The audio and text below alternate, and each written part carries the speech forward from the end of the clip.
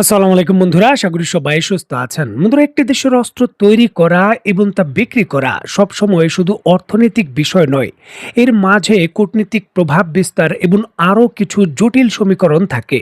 F-35 lighting two যুক্তরাষ্ট্রের দাবি অনুসারে এটি বর্তমান পৃথিবীর দ্বিতীয় সবথেকে শক্তিশালী যুদ্ধ বিমান ছিল, যেটি পাওয়ার জন্য উদগ্রীব ছিল পৃথিবীর বিভিন্ন দেশ। যুক্তরাষ্ট্রের দেওয়া তথ্য অনুসারে এখনও যুক্তরাষ্ট্রের এই যুদ্ধ বিমানটি বিক্রি করার যে অর্ডার রয়েছে তা সাপ্লাই দিতে আরও ৩ থেকে ৪ বছর সময় লেগে যাবে। মানে এখন যদি কেউ এই বিমান ক্রয়ের চুক্তি করে, অন্তত পক্ষে ৫ বছর পর সে এই বিমান ডেলিভারি পেতে পারে। মধ্যপ্রাচ্যের দেশ, বিশেষ করে সংযুক্ত আরব আমিরাত এবং সৌদি আরব এই যুদ্ধ বিমান পাওয়ার জন্য উদগ্রীব ছিল। এমনকি ইসরায়েলের সঙ্গে সমঝোতা করার জন্য কিছু কিছু ক্ষেত্রে তারা প্রস্তুত ছিল। সংযুক্ত আরব আমিরাত তো সম্পর্কই স্বাভাবিক করেছে।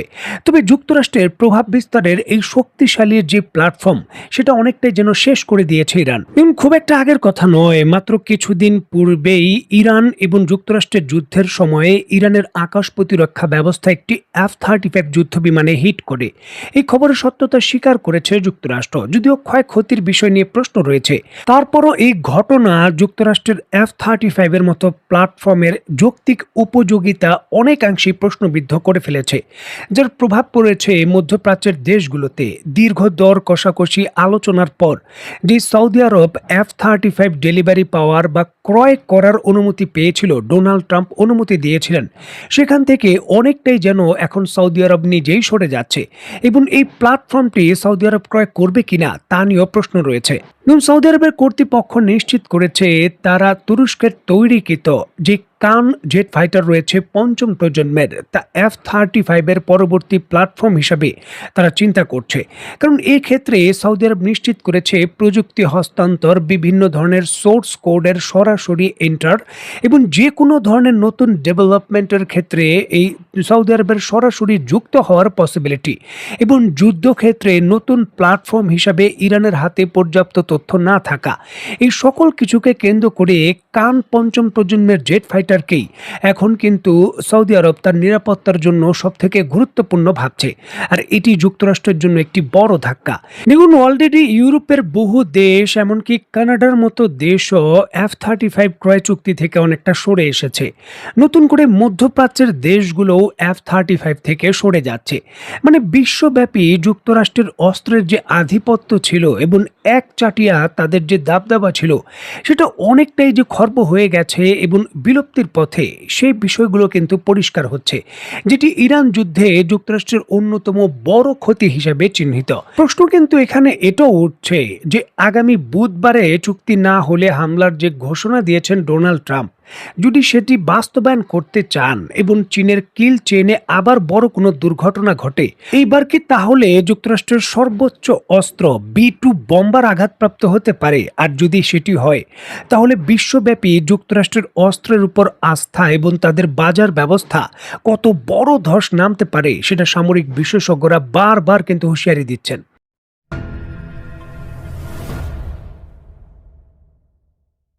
স্ক্রিনে বর্তমানে আপনারা DF-61 নামে পৃথিবীর সবথেকে শক্তিশালী ICBM বা আন্তঃমহাদেশীয় ব্যালিস্টিক মিসাইল দেখছেন। সামরিক বিশেষজ্ঞদের দেওয়া তথ্য অনুসারে রাশিয়ার ICBM অ্যাভেনগার্ড থেকেও এটি বেশি শক্তিশালী। এটি চীনের DF-61। দেখুন, এটি 61 বা DF-61 এই জন্যই বলা হয়। এই একটি মিসাইলের ভেতর 60টি পরমাণু বোমা এবং একটি হাইড্রোজেন বোমা রাখা থাকে।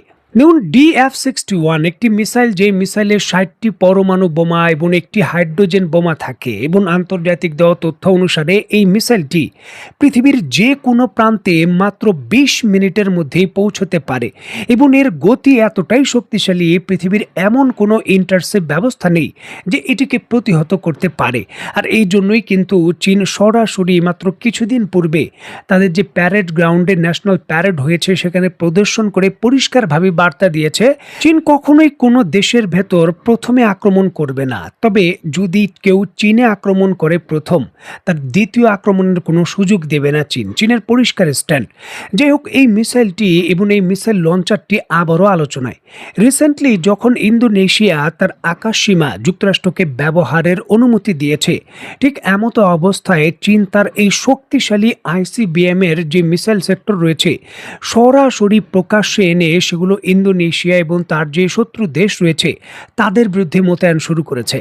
এবং সচরাচর চীনের এই ধরনের শক্তিশালী মিসাইলগুলো কখনোই প্রকাশ্যে আসে না, তবে স্ক্রিনে নিশ্চয়ই আপনারা দেখতে পাচ্ছেন চীনের এই DF-27 এবং এই ধরনের শক্তিশালী যে মিসাইল সিস্টেমগুলো রয়েছে এগুলোর রাস্তায় এখন প্রকাশ্যেই কিন্তু অনেকটা দেখা যাচ্ছে, এবং বেইজিং অলরেডি দূরপাল্লার এই ধরনের সমরাস্ত্রগুলো মোতায়েন শুরু করেছেন, যেটি কিন্তু মোটেও স্বাভাবিকভাবে নিচ্ছেন না সামরিক বিশেষজ্ঞরা। কারণ চীনের কাছে বড় ধরনের কোনো গোয়েন্দা তথ্য না থাকলে, বিশেষ করে তাইওয়ান ইস্যুকে কেন্দ্র করে, নয়তো তারা এই ধরনের শক্তি প্রয়োগ কখনোই করতো না।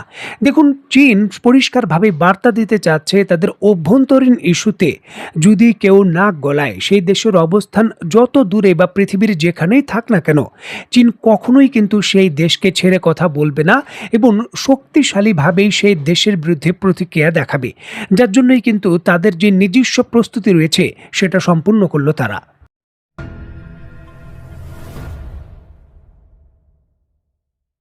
দেখুন, সুদানের ভেতর বর্তমানে গৃহযুদ্ধ চলছে, এই বিষয়টা আপনারা সবাই জানেন। সুদানের সরকার এবং সুদানের যে স্পেশাল ফোর্স রয়েছে, র্যাপিড অ্যাকশন বাহিনী, তাদের মধ্যে চলছে এই দ্বন্দ্ব, যেখানে সুদানের সরকারি বাহিনীকে সমর্থন দিচ্ছে সৌদি আরব আর র্যাপিড অ্যাকশন বাহিনীকে সমর্থন দিচ্ছে সংযুক্ত আরব আমিরাত।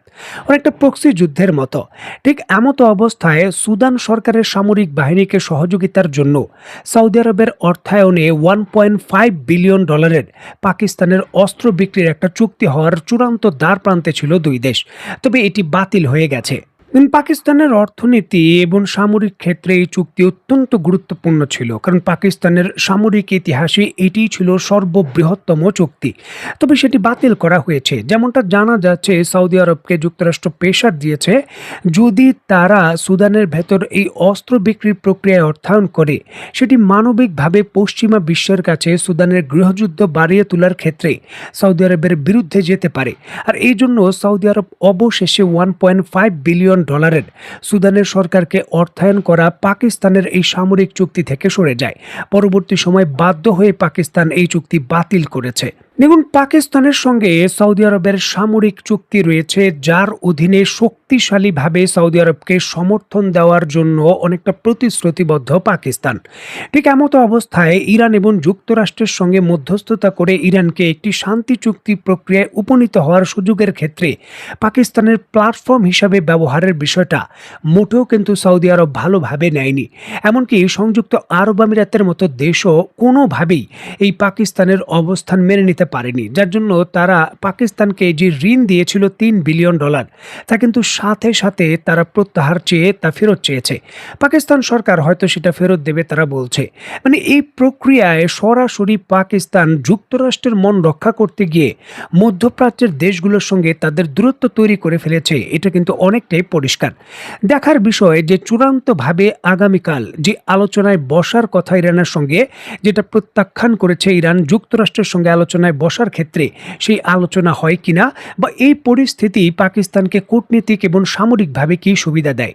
তো বন্ধুরা, আজকের মতো বিদায়। নতুন কোনো ভিডিও নিয়ে আবার দেখা হবে। সে পর্যন্ত সবাই ভালো থাকবেন, সুস্থ থাকবেন এবং বাংলাদেশকে ভালোবাসবেন। আল্লাহ হাফেজ।